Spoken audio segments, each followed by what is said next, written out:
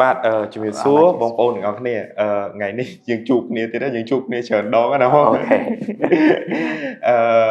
តែថ្ងៃនេះធានបត់រៀងប្លែកពីរាល់ដងពីដើមមកយើងជជែកគ្នាពាក់ព័ន្ធជាមួយនឹងឆ្អឹងកនិងប្រព័ន្ធសរសៃប្រសាទពាក់ព័ន្ធជាមួយនឹងអ្នកជំងឺដែលគាត់មានបញ្ហាឆ្អឹងកតែគាត់ទៅធ្វើគីណេឬមួយ physiotherapy ហ្នឹងអត់មានប្រសិទ្ធភាពតែគាត់នឹងត្រូវធ្វើបែបណាប៉ុន្តែថ្ងៃនេះយើងចង់ជជែកគ្នាពាក់ព័ន្ធជាមួយនឹងឆ្អឹងដែរប៉ុន្តែពាក់ព័ន្ធជាមួយនឹងជង្គង់តែម្ដងអូខេតែជាដំបូងបងអាចជួយណែនាំខ្លួនម្ដងទៀតព្រោះឲ្យខ្លាចថាបងប្អូនមួយចំនួនគឺក៏តែបានមើលឬមួយក៏បានស្ដាប់គឺក៏អត់ទាន់ស្គាល់ពីបងអូខេបាទជំរាបសួរបាទខ្ញុំហាត់ឧបបណ្ឌិតអង្គវទីជាបញ្ជាក់បណ្ឌិតឯកទេសផ្នែកបែកបាក់ឆ្អឹងនិងសន្លាក់និងឆ្អឹងកនៃមន្ទីរពេទ្យអន្តរជាតិអរ៉េនដាបងពាក់ព័ន្ធជាមួយនឹងបញ្ហាឈឺជង្គង់តើបញ្ហាឈឺជង្គង់ហ្នឹងតើជាបញ្ហាបែបម៉េចបានន័យថាគាត់ដើរយូរឈឺឬមួយក៏អង្គុយយូរឈឺដែរបងអូខេតើតើនឹងបញ្ហាឈឺជង្គង់នេះវាមានច្រើនទៅតាមបើថាអ្នកជំងឺមួយឈឺផ្សេងគ្នាអ្នកខ្លះគាត់ក្រោយពីគាត់លេងកីឡាគាត់ឈឺជង្គង់អ្នកខ្លះគាត់រៀងវ័យចាស់តិចគាត់ថាងើបពីដេកសម្រានមកមានអារម្មណ៍ជង្គង់ហ្នឹងរឹងគាំងអ្នកខ្លះក្រោយពីគាត់ធ្វើការងារដើរយូរឬឈរយូរមកជង្គង់គាត់មានអារម្មណ៍ថាហើមឈឺពិបាកបត់ឬក៏ក្តៅជង្គង់អញ្ចឹងទៅបាទបងអ្នកជាពិសេសអ៊ំដែលគាត់មានវ័យបានន័យថាវ័យអាយុគាត់រៀងច្រើនអញ្ចឹងគាត់តែងតែមានបញ្ហាឈឺជង្គង់តើមូលហេតុហ្នឹងមកពីអីគេដែរបងតើតោះនឹងមូលហេតុនៃការឈឺជង្គង់យើងប្រើពាក្យថាអ្នកខ្លះវ័យចាស់បើនិយាយពីចាស់បើយើងអាសាជួបជាងគេហ្មងគឺបញ្ហាប្រើពាក្យមួយថាសឹកឆ្អឹងស្ពោតឆ្អឹងនៅនឹងជង្គង់ឬក៏ការលាកជង្គង់ប៉ុន្តែបើយើងនិយាយពីមូលហេតុទូទៅដែលធ្វើឲ្យបញ្ហាឈឺជង្គង់ហ្មងគឺវាមានច្រើនឧទាហរណ៍តែចំពោះអ្នកខ្លះគាត់ក្រោយពីគាត់លេងកីឡាឬក៏គាត់ហៅថាគាត់រត់រយៈពេលចម្ងាយឆ្ងាយដែលធ្វើឲ្យគាត់ឈឺជង្គង់មូលហេតុអាចជាចំពោះអ្នកលេងកីឡាឬមានគ្រោះថ្នាក់អាចមកពីបញ្ហាប្រើពាក្យមួយថាដាច់សរសៃជង្គង់ឬក៏លហែកទំនាប់ជង្គង់បញ្ហាផ្សេងៗដូចជាការបាក់ឆ្អឹងក្រោយពីគាត់លេងកីឡាបើចំពោះអ្នកខ្លះដែលគាត់ថាចាស់គាត់អត់ប៉ះពាល់អីសុកឈឺបញ្ហាភាគច្រើនអាចជាបញ្ហាលាកជង្គង់របស់គាត់ឬក៏បញ្ហាថាឆ្អឹងរបស់គាត់សឹកជង្គង់ឬក៏ឆ្អឹងគេថាពុកឆ្អឹងពុកឬក៏សឹកជង្គង់ហ្នឹងគឺអាចធ្វើឲ្យអាការៈរបស់គាត់ឈឺអ្នកខ្លះទៀតមកជំងឺផ្សេងទៀតគេថាលាកសន្លាក់រ៉ាំរ៉ៃមិនមែនថាត្រឹមតែជង្គង់អាចនឹងសន្លាក់ផ្សេងប៉ុន្តែអាចនឹងធ្វើឲ្យអាការៈគាត់ឈឺដល់ជង្គង់អញ្ចឹងមានថាគាត់អាចនឹងបញ្ហាលាកជង្គង់ដោយសារបញ្ហាគេថាផ្សេងกับអ្នកខ្លះគាត់រត់កីឡាអញ្ចឹងគាត់រត់យូររត់រយៈពេលលើសកំណត់អាចធ្វើជង្គង់យើងហ្នឹងហួសដែនកំណត់របស់ជង្គង់របស់យើងធ្វើយើងឈឺហើយអ្នកខ្លះទៀតជំងឺផ្សេងទៀតអាចនឹងជំងឺលើសជាតិអាស៊ីតគេថាយើងហៅថា good ដែលលើសជាតិអាស៊ីតហ្នឹងក៏អាចទៅធ្វើឲ្យឈឺជង្គង់ដែរបាទបងបើនិយាយពីកម្រិតនៃឈឺតែគេមានបែងចែកថាឈឺជង្គង់កម្រិត1កម្រិត2កម្រិត3អីទេបងចំពោះការឈឺជង្គង់គឺអត់មានការបែងចែកឈឺកម្រិត1កម្រិត2កម្រិត3ទេតែយើងអាចថាអ្នកទៅតាមប្រភេទជំងឺមួយអ្នកខ្លះឈឺព្រោះអីការឈឺជង្គង់មានគេថារបៀបឈឺផ្សេងគ្នាអ្នកខ្លះគាត់គ្រាន់តែថាឈឺមានអារម្មណ៍ចាក់ក្នុងជង្គង់អញ្ចឹងទៅប៉ុន្តែជាធម្មតាគាត់ដើរទៅអត់ឈឺទេពេលគាត់អង្គុយបត់ជើងបានឈឺប៉ុន្តែអ្នកខ្លះមានអារម្មណ៍មួយគាត់ថាមានអារម្មណ៍ថាហើមជង្គង់ក្តៅក្នុងជង្គង់ឬក៏ស្ពឹកក្នុងជង្គង់អញ្ចឹងទៅអ្នកខ្លះផ្សេងទៀតគឺអត់មានអារម្មណ៍អីទាំងអស់ប៉ុន្តែមានអារម្មណ៍ថាដើរទៅអាលងជង្គង់គប់សំជាមួយមើលជើងទៅមានអារម្មណ៍ថាជង្គង់ដូចហើមជាងមុនអូខេអាហ្នឹងគឺទៅតាមអ្នកជំងឺមួយផ្សេងមានគេថាផ្សេងគ្នាប៉ុន្តែអ្វីដែលថាមានអីក៏មាននោះជាទូទៅគឺឈឺប៉ុន្តែភាគច្រើនគឺអាចកើតឡើងសម្រាប់តែមនុស្សដែលគាត់អាយុច្រើនឬមួយក៏គ្រប់វ័យដែរបងបញ្ហាទាំងអស់ហ្នឹងចំពោះការឈឺជង្គង់មួយគឺយើងនិយាយថាมันអាចកើតឡើងគ្រប់វ័យទាំងអស់ឧទាហរណ៍ចំពោះអ្នកដែលវ័យក្មេងប៉ុន្តែគាត់ឈឺជង្គង់ស្អីគាត់គ្រោះថ្នាក់គាត់លេងកីឡាប៉ះពាល់ជាមួយជង្គង់គឺអាចឲ្យធ្វើគាត់ឈឺជង្គង់ខ្ញុំធ្លាប់មានមិត្តភ័ក្តិមួយគាត់ជង្គង់របស់គាត់នោះមានបញ្ហាក្រោយពីលេងកីឡាគាត់លេងកីឡាផងហើយគាត់ធ្លាប់គ្រោះថ្នាក់ចរាចរណ៍ទៀតរហូតទៅដល់គេហៅថាដាច់សរសៃ ACL អូខេបាទដាច់សរសៃ ACL តើទាំងអស់ហ្នឹងវារួមចំណែកមកពីគាត់លេងកីឡាផងឬមួយក៏មកពីគ្រោះថ្នាក់ចរាចរណ៍ផងបានវាទៅជាបញ្ហាហ្នឹងឬមួយក៏អាហ្នឹងវាបែងចែកដាច់ពីគ្នាបងការពិតយើងត្រូវដឹងថាពេលដែលគាត់គ្រោះថ្នាក់លើកមុនគ្រោះថ្នាក់លើកមុននោះតើការគ្រោះថ្នាក់របស់គាត់ហ្នឹងមានប៉ះពាល់ដល់សរសៃហៅថាជង្គង់គេហៅថាសរសៃជង្គង់ខាងមុខគេហៅ ACL ហ្នឹងតើប៉ះពាល់នៅ bờ nhưng ai với ba pon ấy có thể đằng thà về con ba pon cho cung nó còn nhà rồng cho cung có cái thà lùng sỏi hơi đường này ACP class cả đại sai cho cung con hết đại sao ta p con của thằng là bốn họ miền Bắc nhà ai còn đấy là khỏi bị con ta lên mà ba tiết cứ về để con miền của thằng p kia bọc cho cung quát ai chỉ đại để sao p này giống như ở đằng thà cả đại và con đại p để con miền của thằng đây còn đại để xa khỏi bị con lên ba thôi ở cái bạc cho cung quát bàn miền quát phơi đại cho bà pua ông này con miền Tây giùm nè này con miền Tây Hà chỉ cùng ông khác cứ con cái lá cả con mình sư lên đá còn lên rư môi còn hạt pran đấy ta chỉ lại cái thằng tỉnh tuổi ở sư papo tới chỉ cùng để hai scam phim bọc con phải trăm ngay ở sư lực ngôn rư môi gặp cái hai thằng đo sầm việt đo chỉ cùng tràn này bàn tay nơi sọc sóc cứ con miền Tây Hà chư nè ta Tây Hà nó bị ai mau bị Tây Hà ai bình bảo bà chắc thôi nâng ca là tha con hạt pran tầm trời ai chia cả tha hạt pran tầm thời này họ lược ấy nguồn nghĩa còn tom luôn này và đá nơi để chơi chỉ cùng hai chia thì ngữ hai nhưng mà việt ta cả ta sport chỉ cùng cả ta sport ấn cả sắc ấn rồi coi chỉ ngữ đấy cả ta liệt sạc để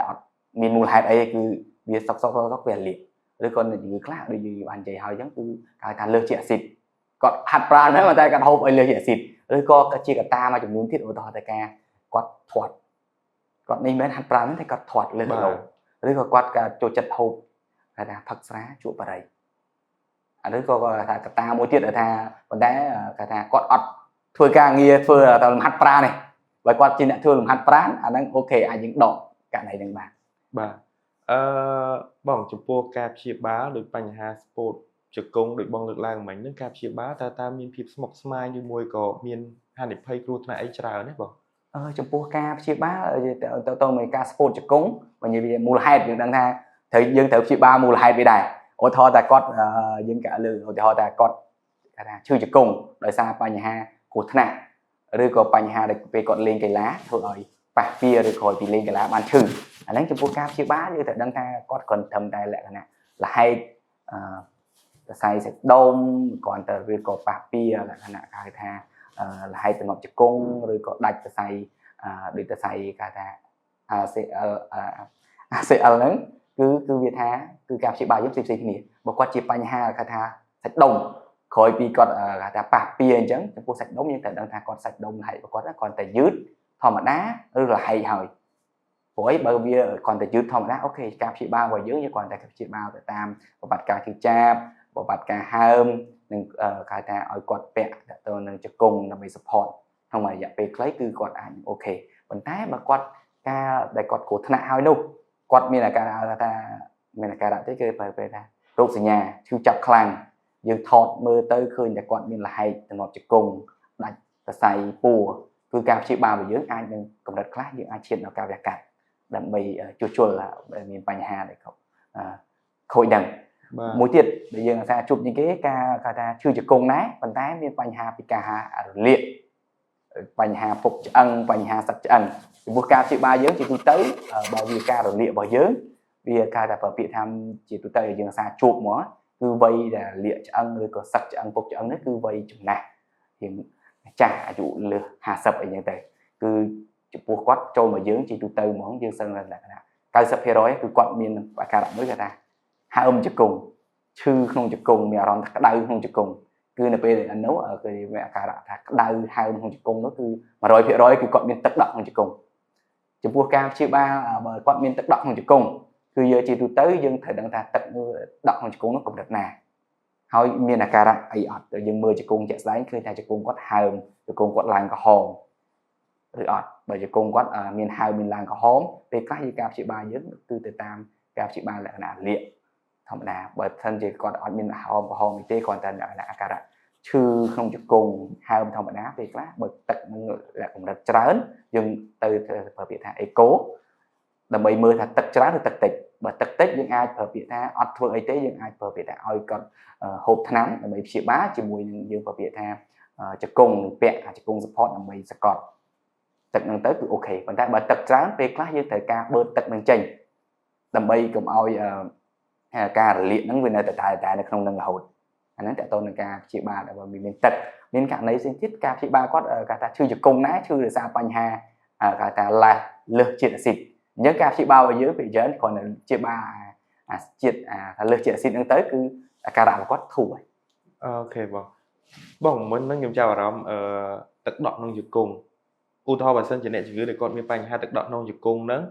ព្យាបាលហើយតែថ្ងៃមុខទៀតអាចនឹងមានបញ្ហានឹងដដែលកើតឡើងទៀតទេបង ចំពោះការព្យាបាលទេដឹងថាទឹកដក់ជង្គង់ចេញពីជង្គង់នេះគឺចេញពីបើថាវាមានដូចអាហ្នឹងក៏ចេញពីដែរទឹកដក់ក្នុងជង្គង់ដោយសារគាត់គ្រោះថ្នាក់អត់បើគាត់គ្រោះថ្នាក់ហើយមានទឹកដក់ក្នុងជង្គង់អូខេអាហ្នឹងជាទូទៅគឺទឹកដក់ក្នុងជង្គង់ដោយគេថាមិនមែនកើតឡើងដោយខ្លួនឯងទេគឺវា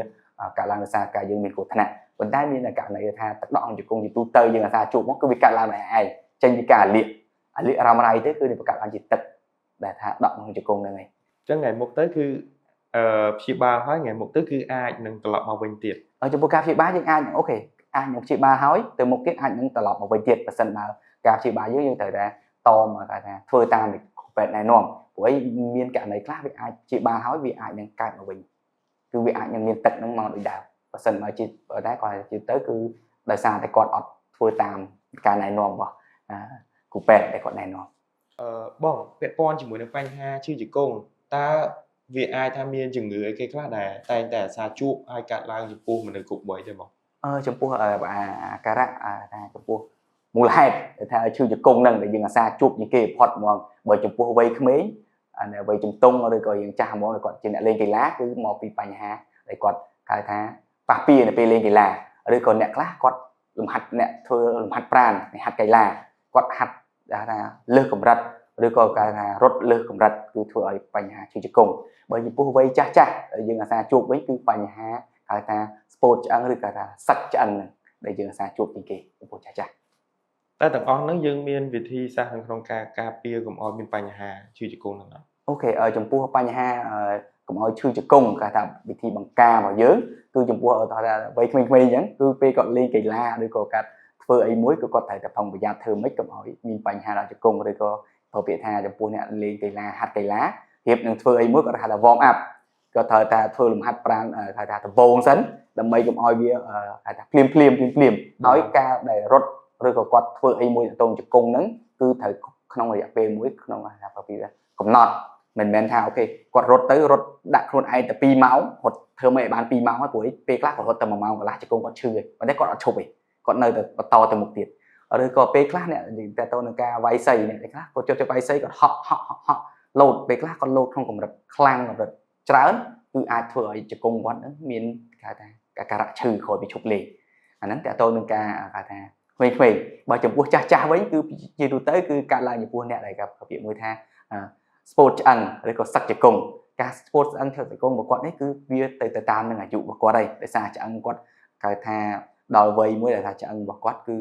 ងាយនឹងសឹកងាយនឹង sport អញ្ចឹងអាការៈរបស់គាត់អាចនឹងងាយនឹងទទួលរងនៃការលាកការសឹកឆ្អឹងហ្នឹងចំពោះការបង្ការចំពោះចាស់អ្វីដែលគាត់ដឹងគឺគាត់ត្រូវតែធ្វើពីមួយថាដឹងថាឆ្អឹងរបស់គាត់មាន sport ឬនៅបើគាត់ sport យើងត្រូវការគេថាព្យាបាលការហូបថ្នាំដើម្បីព្យាបាលប្រឆាំងការ sport ឬការពុកឆ្អឹងដូចហើយចំពោះបើករណីការសឹកយើងត្រូវដឹងថាចំពោះដែលគាត់មានអាការៈសឹកជង្គង់ហើយតែគាត់ត្រូវធ្វើអីខ្លួនគាត់ឧទាហរណ៍ចំពោះអ្នកដែលសឹកជង្គង់ពោតឆ្អឹងអញ្ចឹងគឺអ្វីដែលគាត់ត្រូវធ្វើទី1គាត់អត់ឲ្យអង្គុយចង់ហោងអត់ឲ្យអង្គុយក្រោមតាក់ខ្លាអត់ឲ្យឡើងចដាលខ្ពស់អត់ឲ្យដើរឆ្ងាយហើយចំពោះថាកីឡាដែលល្អសម្រាប់គាត់អ្នកដែលឈឺជង្គង់ល្អជាងគេបំផុតគឺហែលទឹកឬធាក់កង់តែទាំងអស់បញ្ហានៃជំងឺទាំងអស់មិនថាក្មេងមិនថាចាស់តែគាត់មានបញ្ហាជង្គង់នេះយើងសិតតែអាចព្យាបាលបានដល់បងមិនថាអាចថាមានបញ្ហាខ្លះมันអាចព្យាបាលបានដែរទេបងចំពោះការព្យាបាលជាទូទៅគឺសិតតែយើងអាចព្យាបាលបានគ្រាន់តែថាការព្យាបាលយើងវាទៅតាមកម្រិតឧទាហរណ៍ចំពោះគាត់ដែលលពោះដោយសារការលេងកីឡាដោយសារតែគាត់ធ្វើជ្រុលគេហៅថាកាយវិការជ្រុលលំហាត់ប្រាណជ្រុលយើងចំពោះការព្យាបាលរបស់យើងគឺអូខេយើងព្យាបាលអាចនឹងដោយថ្នាំឬក៏ពេលខ្លះយើងអាចត្រូវការគេហៅថាចាក់ថ្នាំមួយចំនួនដើម្បីព្យាបាលឬពេលខ្លះយើងត្រូវការវះកាត់ដើម្បីគេហៅថាជួសជុលវាមកវិញប៉ុន្តែមានករណីខ្លះឧទាហរណ៍ករណីចំពោះសឹកជង្គង់សឹកជង្គង់បើសឹកចំពោះចាស់អាហ្នឹងកើតឡើងចំពោះចាស់សឹកក្នុងកម្រិតដែលថាធ្ងន់ហើយជំរឿនដែលល្អរបស់គាត់ហ្មងគឺជំរឿនល្អជាងគេគាត់គឺការប្រភេទថាវះកាត់ដូរស្លាកជង្គង់ព្រោះអីមានថាជង្គង់យើងសឹកអស់ហើយគឺវាអត់មានអីត្រូវជួសជុលបានទៀតទេអាហ្នឹងគឺត្រូវតែទទួលការវះកាត់ដូរស្លាកជង្គង់ vấn đề chỉ tu tới dương là xa chuột trái này để chỉ ngư để máu quạt biến cả thá ca vẹt cắt đầm rơi vẹt cắt đôi lại chỉ công này vấn đề còn ở hiền phở biệt ha ca chia ba là vẹt cắt đây giống như ai khác những ai bên ca chia ba khác để tận tôn ai chui sầm rùa này ca chui chặt vào quạt bàn ở thôi thì ca và năm lép để gặp và năm chặt từ mình chỉ công này ចុះបើពាក់ព័ន្ធជាមួយនឹងរបបអាហារអីផ្សេងៗឬមួយក៏ថ្នាំអីផ្សេងៗគាត់អាចប្រើបានក្នុងការការព្យាបាលដែរបង ចំពោះរបបអាហារឬថ្នាំចំពោះអ្នកដែលយើងត្រូវតែតាមបើជាទូទៅជង្គង់យើងឈឺពេលឈឺចំពោះមនុស្សចាស់ឈឺដោយសារបញ្ហាស្ពោតឆ្អឹងសឹកជង្គង់យើងអាចគេថាព្យាបាលដោយថ្នាំទាក់ទងនឹងការប្រឆាំងការពុកឬក៏ពួកកាល់ស្យូមវីតាមីន D ដើម្បីជំនួយឆ្អឹងយើងវិញបានឬក៏ពពួកអាហារបំពន់មួយចំនួនដែលល្អចំពោះសាឡាក់អាហ្នឹងគឺយើងអាចគេថាហូបបានបង្ការបានប៉ុន្តែវាមិនជួយច្រើននេះសំខាន់បំផុតយើងត្រូវដឹងថាខ្លួនយើងក្នុងវ័យហ្នឹងយើងកើតអីយើងត្រូវតមអីអានេះអ្វីដែលសំខាន់តែទាំងអស់ហ្នឹងវាជាការបង្ការឬមួយក៏ការព្យាបាលចំពោះការព្យាបាលចំពោះយើងប្រើពាក្យថាការហូបកាល់ស្យូមវីតាមីន D អាចជាការព្យាបាលឬក៏បង្ការអាចនៅក្នុងបានប៉ុន្តែបើពួកជាអាហារបំពន់ខ្លះដូចគេថាomega 3ឬអីអានេះគឺជាគេថាសួរថាជួយចំពោះសុខភាពសាឡាអត់ជួយវាជួយប៉ុន្តែសួរថាពេលខ្លះអ្នកខ្លះគាត់គិតថាច្រឡំគិតមួយថាគាត់ហូបតា omega 3ហៅថាផ្នែកត្រីហ្នឹងទៅគឺជួយព្យាបាលតែគាត់គិតច្រឡំថាហ្នឹងអត់មែនដើម្បីព្យាបាលទេគ្រាន់តែវាជួយឲ្យសាឡាយើងល្អជាងមុនអញ្ចឹងទៅប៉ុន្តែបើថាជំងឺយើងពុកឆ្អឹងហើយគាត់ហូប omega 3ដើម្បីព្យាបាលអត់ត្រូវទេអូចឹងពេលខ្លះសូម្បីតែខ្ញុំក៏ខ្ញុំច្រឡំដែរណាអូខេបងអញ្ចឹងក្រៅពីបញ្ហាពុកស្ពោតទឹកដក់នៅក្នុងជង្គង់អីហ្នឹងផ្សេងៗទៅតើវាមានអាចជាជំងឺឬមួយក៏បញ្ហាអីផ្សេងទៀតបងជាទូទៅបើថាជំងឺវាអាចមានជំងឺផ្សេងៗទៀតប៉ុន្តែយើងអាសាជួបជាងគេគឺតែជំងឺប្រមាណហ្នឹងថាជួបតែសឹងតែជួបគ្រប់វ័យទាំងអស់គ្រប់គ្នាគ្រប់មនុស្សជាច្រើនបើថាមានជំងឺផ្សេងៗទៀតឧទាហរណ៍ជំងឺអ្នកខ្លះឈឺជង្គង់ណាដែលសារលើសជាតិអាស៊ីតក៏អាចមានដែរជាទូទៅការលើសជាតិអាស៊ីតអាចនឹងការឈឺគាត់ឈឺនៅតាមសាឡាមេជើងឬក៏សាឡាដៃអីទេប៉ុន្តែអ្នកខ្លះគាត់ឈឺចេញពីជង្គង់មេជើងមិនដែរអត់ឈឺទេបងអ្នកជំងឺដែលគាត់មានបញ្ហាជង្គង់ហើយគាត់មកព្យាបាលថាតើក្រោយពីការព្យាបាលហើយមានត្រូវការតាមដានឬមួយក៏មក follow up អីជាច្រើនដងជាឆ្នាំអីជាមួយនឹងគ្រូពេទ្យទៀតអត់អូខេចំពោះឈឺជង្គង់អាហ្នឹងគឺចំពោះការព្យាបាលគឺយើងត្រូវទៅតាមមូលហេតុដែរអូថាមូលហេតុបើគាត់ជាកលក្ខណៈព្យាបាលគេថាមូលហេតុគាត់ឈឺជង្គង់ដោយសារគាត់គ្រោះថ្នាក់លេងកីឡាលេងអីទេចំពោះការព្យាបាលជាទូទៅក្រោយពីយើងព្យាបាលហើយឃើញគាត់ធូរយើងអាចជាណាត់គាត់ប្រហែលជាម្ដងឬប្រហែលជាក្រោយពីជាពីអាទិត្យឬមួយខែអីទៀតទេបើឃើញគាត់ថាអូខេគឺអូខេហើយប៉ុន្តែអ្នកជំងឺខ្លះឧទាហរណ៍អ្នកជំងឺគាត់ឈឺជង្គង់ដោយសារបញ្ហាប្រភេទមួយថាសឹកជង្គង់បញ្ហាស្ពោតឆ្អឹងបញ្ហាលាកជង្គង់ជាពិសេសការឡើងចំពោះវ័យចាស់គឺជាការព្យាបាលយើងទៅតាមដានឲ្យជាប់កម្រិតល្អព្រោះវាអាចនឹងរើឡើងមកវិញអូខេបងអរគុណច្រើនជាចុងក្រោយបងមានអីជាពាក្យណែនាំជូនទៅដល់ទាំងក្មេងទាំងចាស់ដែលគាត់គួរតែធ្វើបែបណាដើម្បីរក្សាសុខភាពជង្គង់របស់គាត់ឲ្យមានសុខភាពល្អជាវាបង្ការបញ្ហានៅថ្ងៃខាងមុខដែរបងអូខេហ្នឹងឯងតើតទៅពីខ្ញុំទៅគឺតើតទៅនឹងចំពោះក្មេងៗឬក៏គេថាវ័យជំទង់ដែលគាត់លេងកីឡានៅពេលដែលគាត់លេងគាត់ត្រូវតែប្រយ័ត្នប្រយែងតើតទៅនឹងជង្គង់ហើយពេលខ្លះគាត់ពេលលេងគាត់ត្រូវតែប្រើពាក្យមួយថាអាចមានអីការពារជង្គង់ដែល support ជង្គង់គាត់ហ្នឹងហើយចំពោះអ្នកដែលគាត់លេងកីឡាផ្សេងៗដូចជាការរត់កីឡាឬការវាយសីឬក៏ការវាយធីនីសផ្សេងៗគឺគាត់ត្រូវប្រយ័ត្នដែរព្រោះពេលខ្លះនៅពេលដែលគាត់ប្រឹងលេងប្រឹងវាយខ្លាំងពេកអាចធ្វើឲ្យពពួកគេហៅថាសាច់ដុំឬក៏ពួកសាឡាក់នៅនឹងជង្គង់ហ្នឹងវាយាវាយឺតឬក៏វា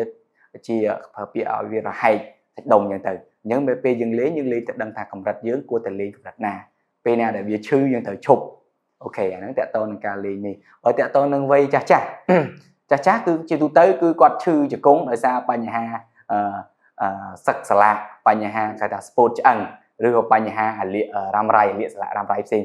អញ្ចឹងមានថាគាត់ចំពោះការដែលគាត់ត្រូវធ្វើគឺគាត់ដឹងថាខ្លួនគាត់ពេលដែលគាត់មានជំងឺនឹងហើយគាត់ត្រូវធ្វើអីឧទាហរណ៍ចំពោះចាស់អញ្ចឹងគាត់ទី1គាត់ពេលគាត់អាការៈឈឺជង្គង់គាត់អត់ត្រូវដើរច្រើនទេគាត់អត់ត្រូវប្រើពាក្យមួយថាអង្គុយចង់ហោអង្គុយតងរាក់ខ្លា ពេលខ្លះគាត់អត់ត្រូវឡើងចតាឬចុះចតារៀនព្រោះនៅពេលឡើងចតាចុះចតាជង្គង់យើងធ្វើការច្រើនធ្ងន់ហើយចំពោះដែលល្អសម្រាប់គាត់ហ្មងចំពោះចាស់ដែលគាត់ឈឺជង្គង់ដែលល្អសម្រាប់គាត់គឺកីឡារបស់គាត់គឺហែលទឹកឬក៏ការប្រើពាក្យថាធាក់កង់ដែលពេលគាត់កីឡាដែលគាត់អត់ប្រឹងរត់ប្រឹងដើរហិតតែធ្វើឲ្យអាការៈដែលឈឺជង្គង់របស់គាត់សឹកជង្គង់របស់គាត់ហ្នឹងហិតតែកើនឡើងហិតតែឈឺ អូខេបងបាទអរគុណបងច្រើនតែសម្រាប់ចូលរួមថ្ងៃនេះបងបាទអរគុណច្រើន